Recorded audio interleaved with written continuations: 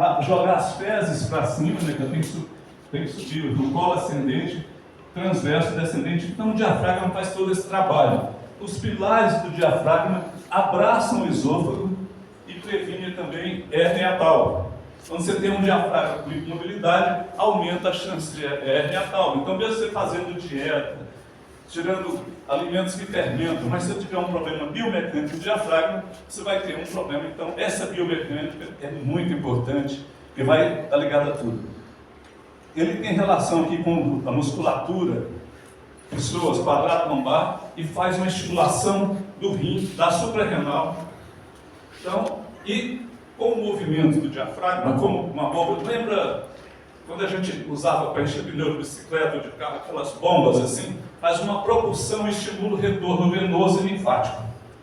Então, olha que papel tão importante do diafragma, e nós conhecemos muito pouco. Além disso,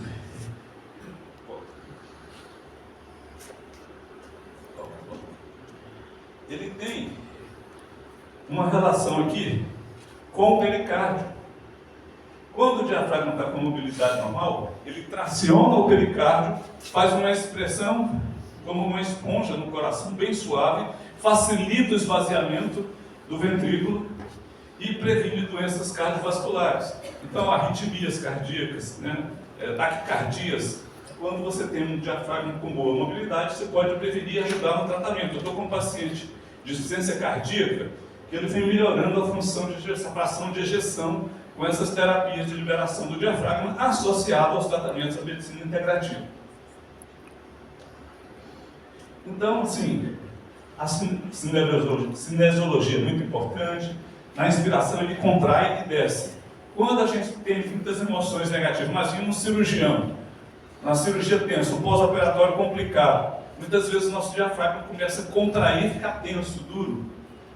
Aí a gente não consegue respirar. Teoricamente, a criança bem nascida, ela tem um diafragma bom, mas as crianças hoje já estão nascendo com problemas, você vê problemas precoces nas crianças, já de respiração, que não tem uma boa respiração diafragmática. Então, estimula a digestão, peristaltismo, tosse, tudo isso aí, sistema venoso linfático, a questão postural, relação com o sistema músculo-esquelético, tem muitos trabalhos associados a dores lombares, que enquanto não libera o diafragma, não melhora. Algumas patologias estão relacionadas ao diafragma, né? Então, taquicardias aqui tem uma importância para a gente. E saber que o diafragma é um músculo ligado às emoções. As emoções positivas relaxam o diafragma, liberam o diafragma. As reações negativas, né, medo, raiva, tudo isso aí, travam o diafragma. E tem um caso até interessante de um colega osteopata que eu compartilho paciente com ele, que teve uma paciente relativamente jovem, 30 e poucos anos, que teve uma separação e tinha problemas respiratórios, uma certa taquicardia, e o marido não dava o divórcio. Ele começou outro relacionamento, mas não dava o divórcio. Ela fazia terapia de liberação, tudo, não melhorava a espirometria.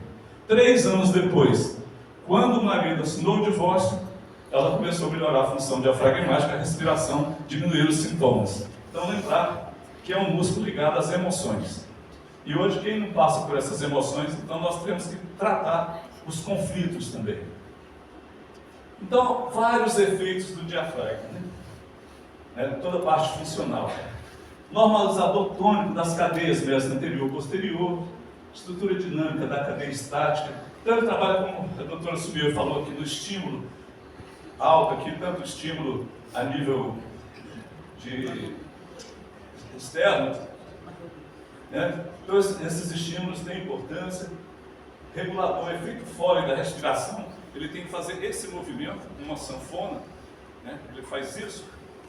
Regulador do funcionamento cardíaco, efeito bomba para o sangue venoso, sistema linfático, estimulador de função hepática, peristaltismo, né? Gastrointestinal, até a função renal, né? Você pode ter problema de litíase por estagnação do diafragma, então você esvazia mal o ureter. Estimulação do sistema endócrino, que massageia as glândulas suprarrenais, melhora produção do cortisol, adrenalina, noradrenalina.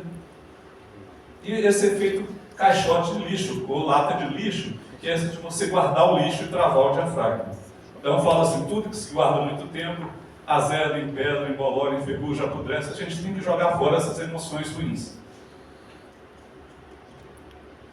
Então, só para lembrar que é toda essa ligação. Então não é uma parede que separa, é um músculo que integra todo o organismo. Então você pode ter problemas, desde aqui, contração nos escalenos, fechar a passagem de sangue, fecha o foramen posterior, diminui o fluxo sanguíneo cerebral, ter vertigens, cefaleias, certo? Hipoacusia, uma série de problemas relacionados ao diafragma, zumbido. E não se tratando do diafragma, você faz vários tratamentos clínicos sem um resultado. Então, juntando tudo assim, a medicina integrativa que eu estou falando, você juntar várias ferramentas, vários conceitos, integrar todos para entender isso aqui melhor. Então, o sistema respiratório, massageia os pulmões, massageia o coração, todo esse sistema vascular diminui a formação de placas arteriais, placas coronárias, placas, com todo esse movimento. Imagina isso aqui tudo estagnado, com pouca mobilidade, a gente vai ter uma deficiência. Então, o sistema endócrino imunológico, né, tem a ver com o timo, fica a memória aí do timo. Então, uma respiração boa vai estimular a função do timo.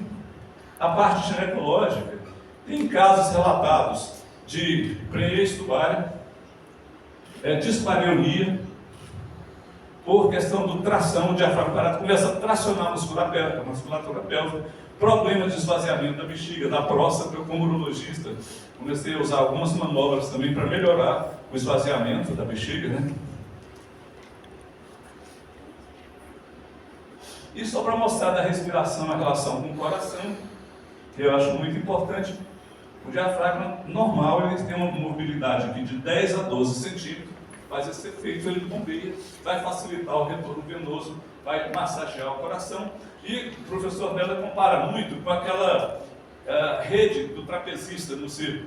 Imagina se, ao invés da rede, colocasse uns colchões. Quando ele caísse no colchão, ia ter um impacto muito forte. Quando cai na rede, faz isso aqui, flutua, não tem impacto. O diafragma faz esse trabalho. E tem todo esse sistema aqui de ligamentos, né? Então, imagine esse que eu trouxe hoje para despertar esse assunto, para a gente começar a pensar. Eu comecei a enxergar isso nos pacientes, paciente que estava assim, com a clavícula arqueada, com um arco, e a outra escondida abaixo do pescoço. Vai tracionando, rodando. Eu estou falando para o paciente, olha, tem que desempenar o chassi. Você está com o chassi empenado. É isso aí. Obrigado pela atenção. Espero ter, pelo menos, estimulado esse debate aqui. Obrigado,